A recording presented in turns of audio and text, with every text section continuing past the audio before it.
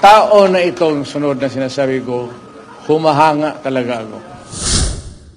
Magaling to ah. Alam niya, sinasabi niya, pati tatanong-tanong ako. Kaya sabi ko, itong mga ganito na tao, kailangan kaibiganin mo na lang.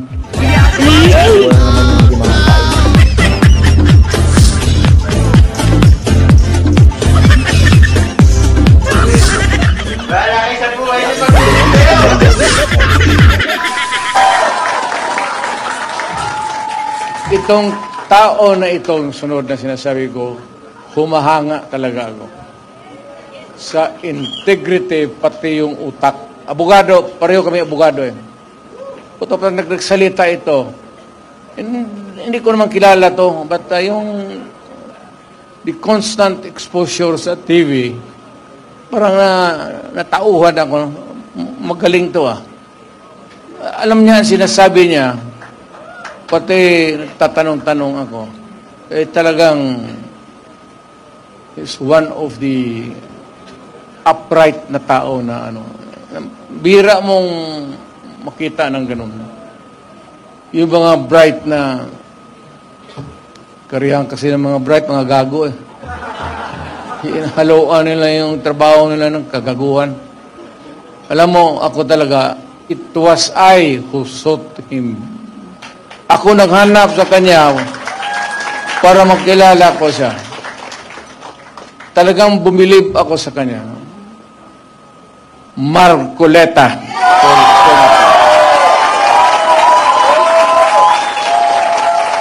Totoo yan, sir. Hindi kita binumo. Alam niya, hindi niya. Nung lumapit ako sa kanya, sinabi ko, sir, believe ako sa iyo. Diretso. Alam niya. Alam talaga niya.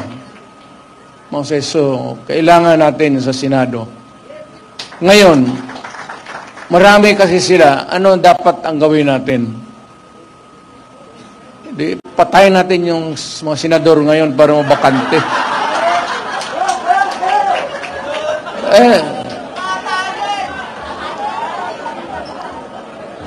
Kung makapatay tayo ng mga 15 na senador, pasok na tayo lahat.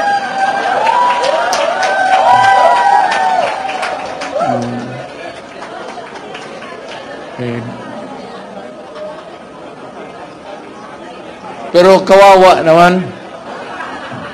Pero nakakainis kasi hindi naman lahat. Pero, sabi nga, talking of opportunities, the only way to do it is to pasabugin na lang natin yung Kaya ko kilala ko lahat itong mga tao na ito. Walang ito. At least may lalo na ito si Tony Marcoleta. Parang pare ito eh. Ito to. Nagkamali ito ng trabaho. Nagpare, ay sana ito, pero iglesia kasi. Pastor na lang. Kung magsalita ito, totoo. Nakikinig ako dito. Marunong, bright talaga. Hindi ko kaya habulin ang utak ni Marcoleta. Hindi ko kaya abutin. Totoo yan. Kaya sabi ko, itong mga ganito na tao, kailangan kaibiganin mo na lang. Baka maengkwentro mo ito sa korte, putang ina, baka ilang paso ka.